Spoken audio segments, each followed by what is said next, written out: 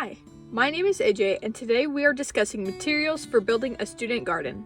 This video is part of a larger series on how students can implement and sustain educational gardens and clubs at their own schools. Our program is led by high school students, but any age level can learn and participate in these programs. With that being said, let's get to discussing how one builds a garden at their own school.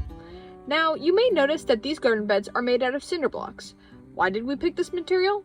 Personally, I wanted a material that would be long-lasting but easily customizable. These blocks are relatively easy to move, and you can paint designs onto them, which I'll get back to in a minute. So, why cinder blocks over wood or aluminum? With wood, we were concerned about how the wood might wear down and potentially decay over time. This could create a future potential for the garden to need repairs sooner.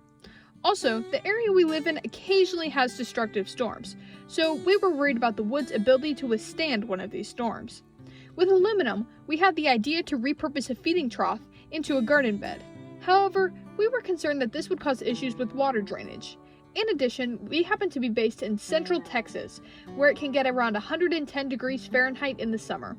So, heat absorption into the aluminum was also a concern, since the garden is in direct sunlight most of the day.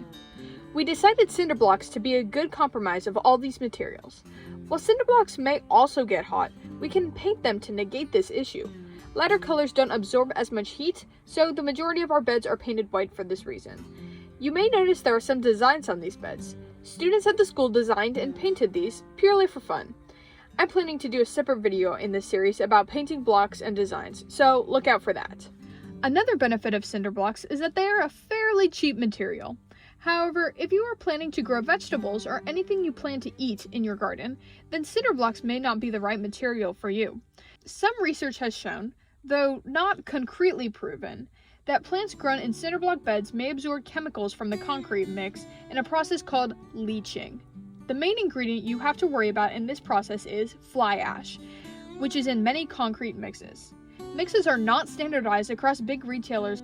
Usually, these companies buy and resell concrete from local manufacturers, so it can be difficult to find the exact recipe for the concrete that you are purchasing.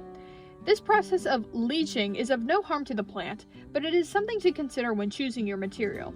Some say that a barrier or sealant between the soil and concrete will negate this process, but it is not a highly researched area. If you are wanting to grow veggies, then what might be better for you? If you are trying to stay low cost and upcycle materials while still keeping it sturdy, recycling aluminum might be something you want to consider. That is all to say, there are pros and cons to any material.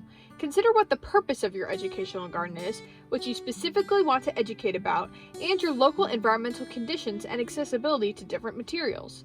The right material may vary for each location, so it's important to consider each of these factors before deciding on your material. I hope you learned something today from this video, and I hope you're encouraged that you can build a garden yourself. Thanks for watching and happy gardening!